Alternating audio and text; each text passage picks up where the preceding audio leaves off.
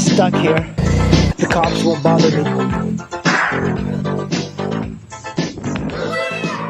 First thing that I have for my Elite 110 is this windscreen. This should help me a lot, and I wonder if it'll fit. So I'm trying to figure out a way to see if it does fit. So we're going to remove the mirrors to see if we can mount it. There is only one mount point here. So using, I believe it's a 10 millimeter. I'm just going to remove it. I've already loosened this one up. And this one is seized over here. I might have to work with that a little bit. With a torch really quick for one to expand. I'm heating up the bottom one. I've always thought that the SH was neglected, and this was completely seized. So I removed the left mirror. That's fine, it came off the threads, but the mirror broke inside. Then I removed the right mirror, the threads on the top came out, but it broke inside at the bottom. So useless, I have to do a bunch of work just to get this. See if I can get to the area that it needs to get out now. So kind of have to gently pry it, and there we go. It took me a while to figure that out. There's only one screw, and this comes out as like one tiny little piece. So to remove the windscreen, this bike was never opened. So there's this bolt here. So there's 2 bolts per side on the existing windscreen.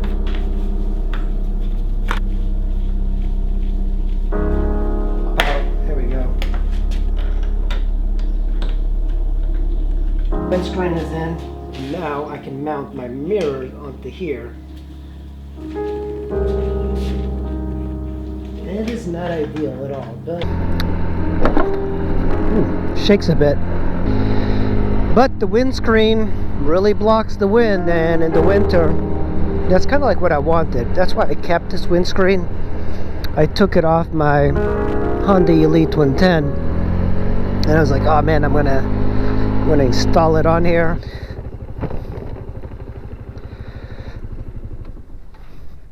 Here we go. Here's the SH with the new windscreen.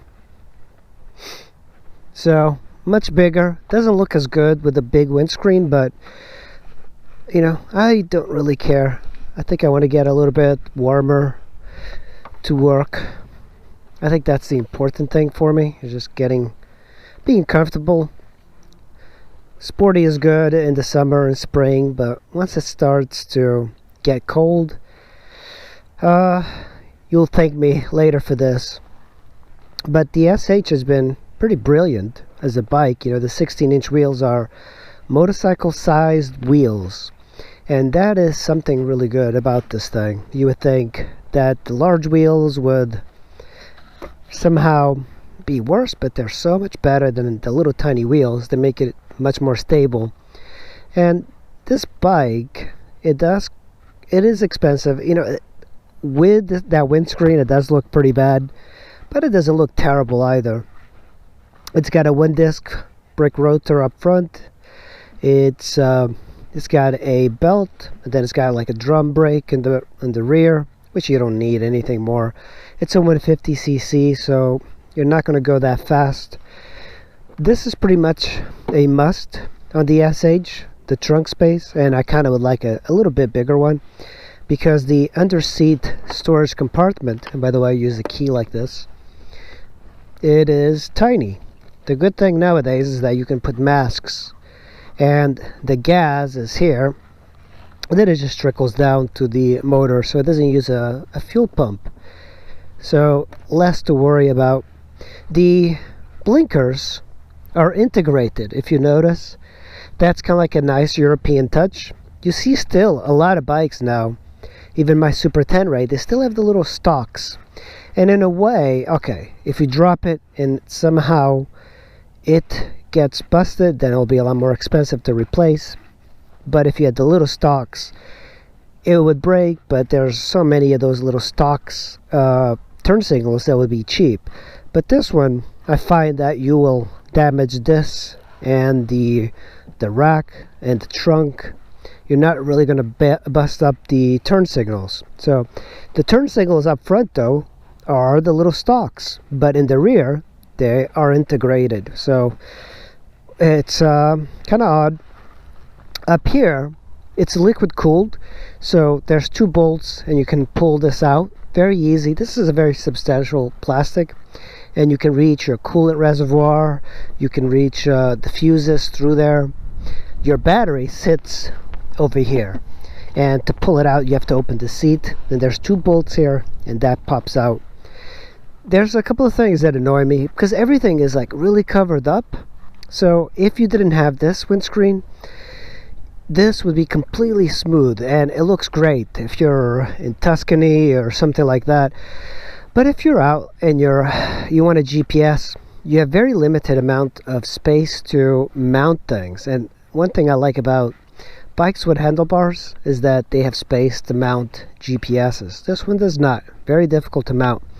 So in a way this is a good idea to have the windscreen, because it does give you a few more options for mounting accessories. But I think a lot of people are not going to be getting accessories for a scooter, because a scooter is going to be living in the city. Nobody really is going to be exploring out in back roads that they need a GPS. I am a big fan of GPSs because I get lost constantly, but this bike is kind of a phenomenal bike. Very smooth engine, very fast for what it is. It never loses speed going uphill. If you've had a 50 going uphill, they do lose speed, so this one does not, and it rides like a motorcycle. So if you're thinking about getting a scooter and you're wondering if you're going from a motorcycle to a scooter, that maybe the scooter might be a little bit too shocking as far as handling, the 16-inch wheels will make you feel at home because it resembles a motorcycle. If you were to get the 10-inch or 12-inch wheels, it would be very scooter-like. It would be really flickable and very unpredictable on some of these very rough roads. So this is a much more compliant ride. It's much more comfortable, even though the seat is kind of odd. It's a big seat, but I keep sliding to the front all the time, so the way they shaped it is very odd.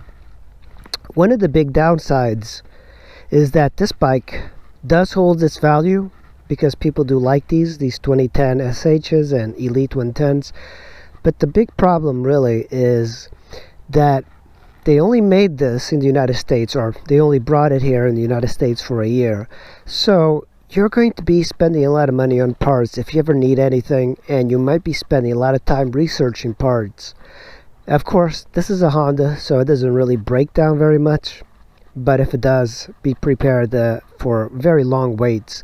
The good thing is that this bike has a lot in common with the PCX from Honda, so you can probably get parts for it. The styling on it is pretty neat. Like if you look at it, there's this kind of flow. It's like a wave, and it even has a line going with the rear passenger foot pegs. So it's styled very well. This bike was styled, I believe, in Italy. So styling wise is great, and then couple it with the Japanese engineering for reliability, you have a recipe for a hell of a good scooter. Too bad they only brought it here in 2010.